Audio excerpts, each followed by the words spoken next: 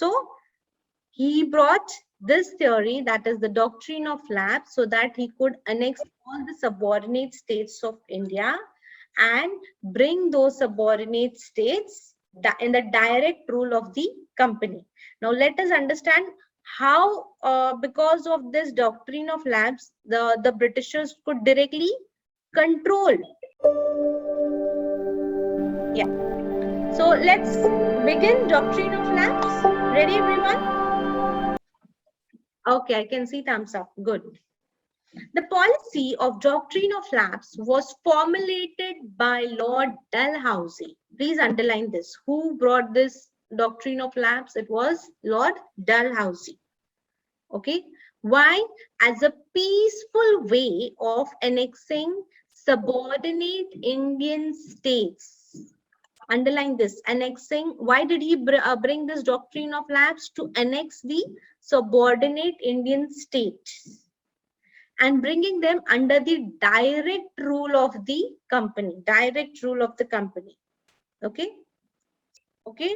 The direct control was went into the hands of the company. Let us understand that. And to understand this, we will first have to understand what exactly was this doctrine of lapse. Here you have the definition. According to the doctrine of lapse, all the subordinate states, that means the subsidiary states. What are subsidiary states? Who will tell me first?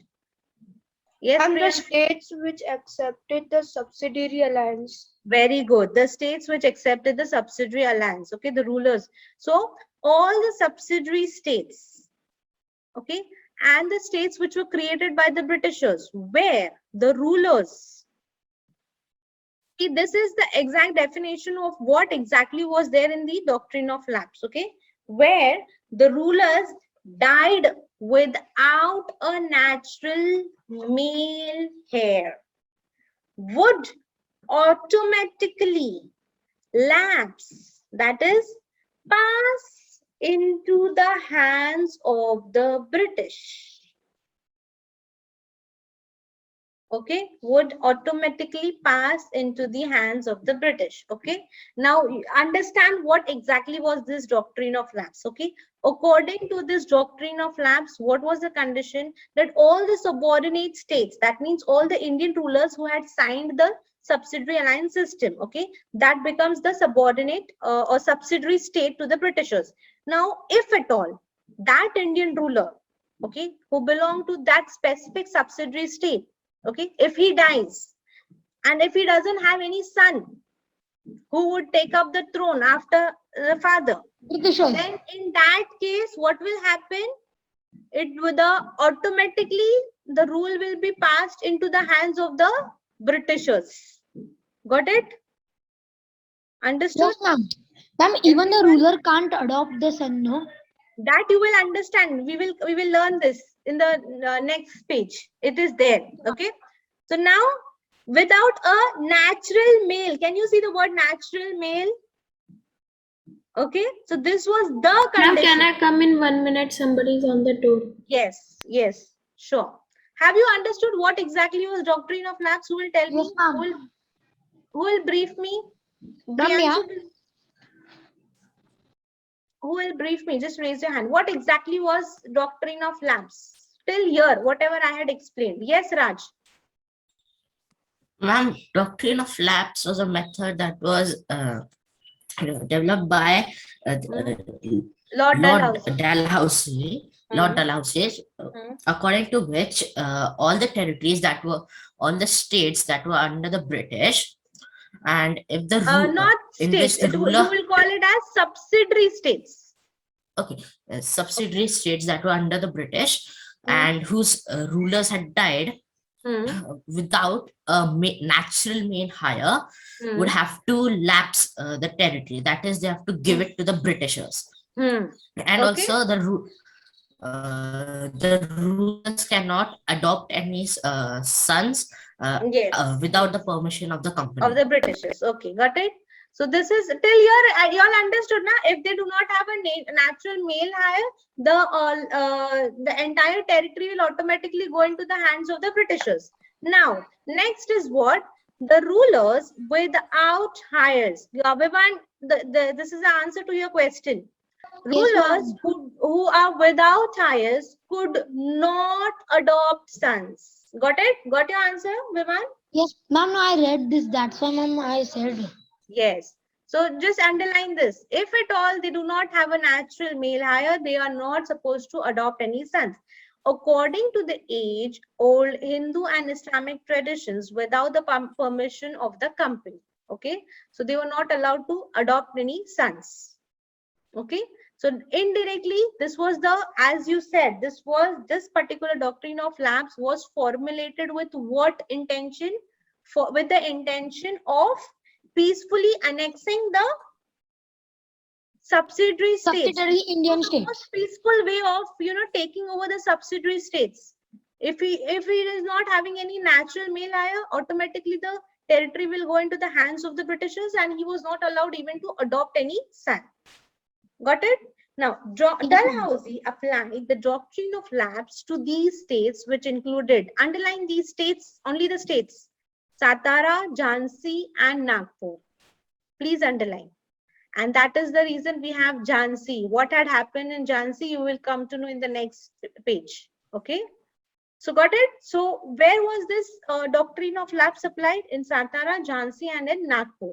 The families of the former rulers were pensioned off and their territories annexed. Okay. So all these rulers who belong to Satara, Jhansi, and Nagpur, their families were given pensions, but their territories were taken away by the Britishers. All right, because they did not had a natural male hire. All right.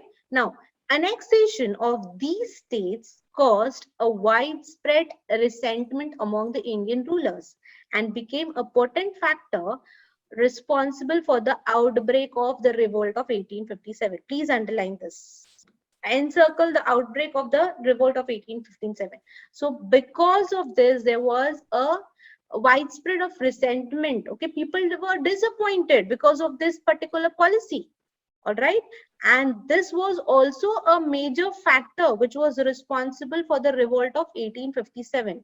Okay, revolt of 1857 is the important event, because from here you will study about the freedom struggle. Okay, have you all understood till here, children? Yes, ma'am. Yes. Okay.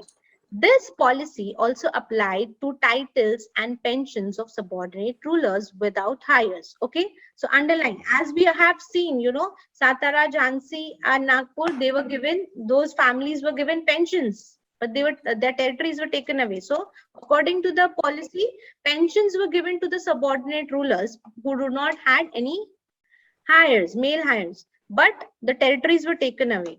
This was a great blow to their pride and dignity.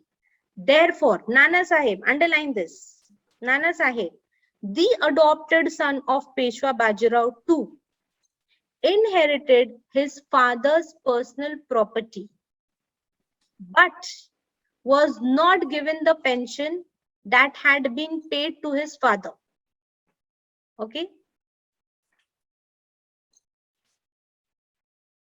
So Nana Sahib became one of the important leaders of the revolt of 1857. Please underline. Dash became one of the important leaders of the revolt of 1857. Who was that person? Nana Sahib. Nana Sahib. Okay. So who was Nana Sahib? He was basically the adopted son of whom? Of Peshwa Bajirao II. All right. So now, being an adopted son, at least he was supposed to be given pensions. So he was not given even the pensions, and therefore he was the first person or an important person to revolt against this policy, and he was among all those important leaders who were involved in this revolt of 1857. All right. So because of doctrine of lapse, it gave rise to which revolt? The revolt of 1857. Revolt of 1857. Okay, that means the revolt which took in place in the year 1857. Have you all understood till here? Yes, ma'am. Okay, I want one person to brief me in the form of a story in your own words. Till here, What Ma'am, have you understood about doctrine of lapse? Ma'am, can I? Yes, Shreyas, go ahead. Ma'am, doctrine of lapse was a formulated by Lord Dalhousie, in which it was stated that all the subordinate states, means the states which accepted the subordinate alliance, if they do not have a natural may hire, the state will collapse and hence it will be in hands of the British. Although although the old age although And the they were not allowed to adopt also. yeah, they were also not allowed to adopt a son. And after when the territories was in the hand of British, the family will get the tension, and some of Territories will be taken away. territories will be taken away, and some of the from this we have got to know that the states which accepted the alliance were Jhansi, Satara, No, Nagpur. not accepted the alliance. The state whose territories were annexed by these Britishers on the basis of doctrine of lapse, it was Satara, Jhansi, and Nagpur. Right? Why? Because they did not had a natural male hire. Okay. So therefore, these were the places where they could apply the doctrine of lapse theory.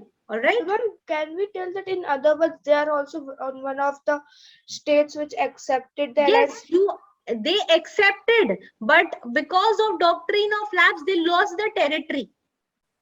Okay, ma'am. the ones who accepted, they did not lose. Only these were the places, these were the regions who lost their territory because of doctrine of lapse. Okay, all right. And then among them, who was the one who revolted and why? Ma'am, it was Nana Sahib, who was the adopted son of Peshwa Bajirao too, because as it was said that the family would get the pension, but he was also not given the pension that has been paid, that was been paid by his father, due to which it led to the revolt of 1857. Correct. And he became an important leader for among all the other leaders who were involved in the revolt of 1857 against the Britishers. Okay. That means you all understood. Everybody understood now? Yes, ma'am. Yes, ma'am. Okay, very good, very good. Now let's see about the maladministration. This is also important. Dalhousie also annexed. I think it's time up, or there's still time. 4 minutes. 4 minutes. I will at least complete maladministration. The next topic, that is annexation of Awadh, I'll start in the next class. Okay. I'll complete this topic. Dalhousie also annexed some subordinate states on grounds of maladministration. Please underline this. On grounds of maladministration, he not just based upon doctrine of lapse, even on the basis of maladministration. So what did he do? Awadh was one such subsidiary state, which he was able to annex that state on the basis of maladministration. Okay, even though it helped in the expansion of the British power, policies such as this created a lot of resentment among against the British. Okay, see, you cannot take away the territory just on the basis of maladministration, right? Don't you think that the people, the Indian rulers or Indians would be disappointed with the Britishers based upon this? Of course, ma'am. So this is just like a forceful way of taking away the territories, right? They are just trying to find any which like possible ways through which they could just take away the territories. If you do not have a natural male hire, they'll take away the territories. If you do not have a proper administrative system, they will take away the territories. So definitely there was a disappointment, okay, against the Britishers.